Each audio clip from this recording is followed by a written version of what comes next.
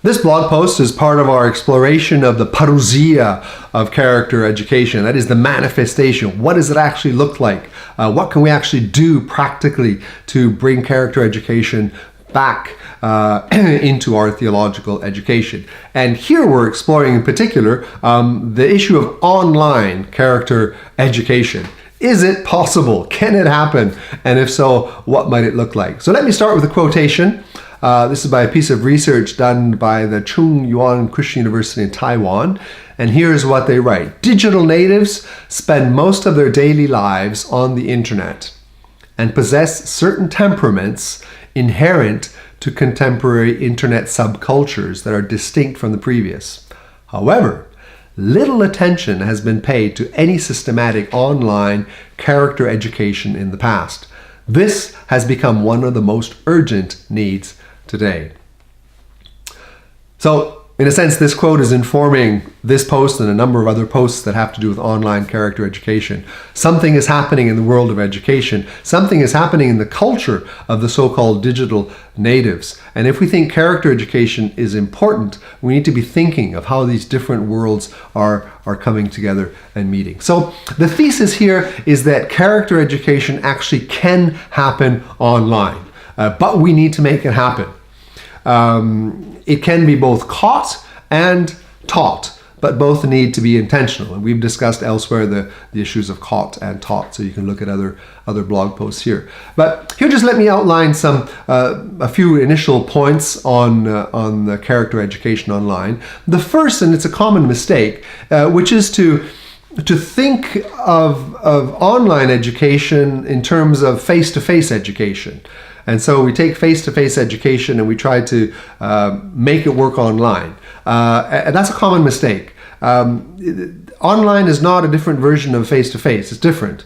And to compare the two and to use one as a starting point for the other often does not serve well for online education. Many of the online education debates are about, well, how much can we make it look like face-to-face? It's like the fellow who just knows steak and is introduced to fish.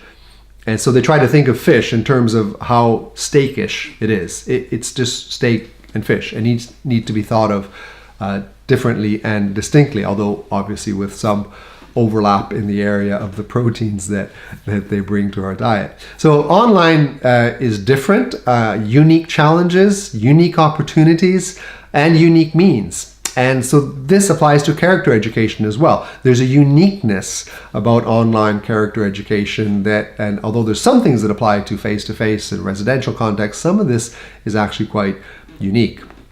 So that's the first point. A second preliminary point has to do with the increasingly blurred meaning of online. What do we actually mean when we say online education? It's more and more difficult to distinguish the online from the offline in terms of the relationships and the educational relationship, because people often, for example, are in the same room and chat through social media. So is that online or is it face-to-face?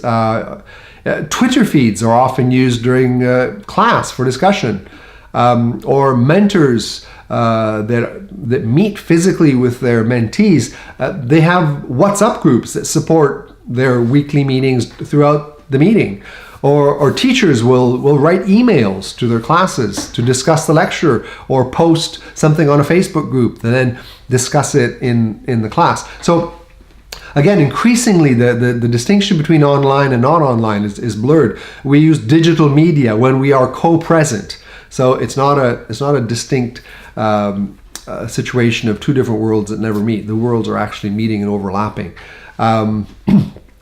A third preliminary point is just about the unique opportunities that there are in the online environment, in particular as it relates to character education. So it can be done, and I argue in some ways, it can be done even better, more distinctively with some of the tools that the online makes available to us. So for example, the issue of instant access, continual instant access that we have through online, through our mobile devices. That actually leads to ubiquitous communication anywhere, anytime, which favors constants, which is one of the key virtues of being constant. And this continual ability to access and communicate can actually help in the formation of a constant approach to character and to particular virtues. Another typical contribution of online is the small doses.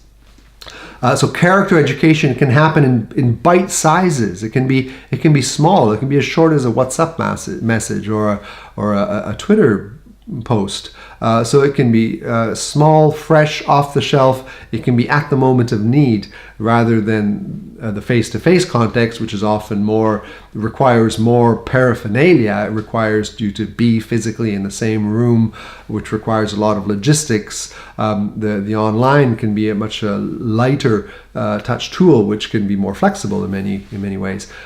Also, the issue of accountability and presence, which is a key element in character education. The online media it's great for this. I mean, imagine Peter as he struggled, with his own character of being a bit of a coward, and he's working on this character of coward, and he's there, and the servant woman is asking him, well, don't you know Jesus? And imagine if Peter was on a WhatsApp group with the other disciples. Just send a quick audio message, guys, I'm in a bit of a difficulty here. And have the other disciples say, Peter, what's up? What's going on? Oh, it's the servant girl. Oh, well, what? And a conversation going on there, accountability, presence, helping each other. Who knows? But certainly we can see the potential of that sort of communication that the online and increasingly the mobility of our devices brings with it. So that's just a few ideas, but to start thinking about unique opportunities for character education that are actually posited by the online tool. Now, of course, relationships, final introductory point here, relationships. This is the big discussion in character, in online education in general. Can you have a relationship with someone without being physically in the same place? We will be talking about the issue of online relationships in other places, probably in separate posts, because it's very important to think about physical presence. Does that actually mean that if there's no physical presence, deep relationships are compromised? And if so, then character education becomes quite difficult if there's not a deep relationship, because so much happens in the relational community that the caught element is such an important part.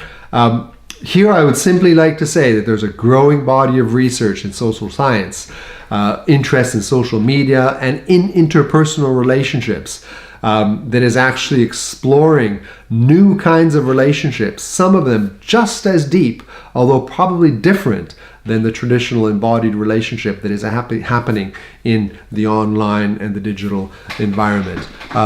Some would see, for example, that the online relationship overcome the limits of offline relationship.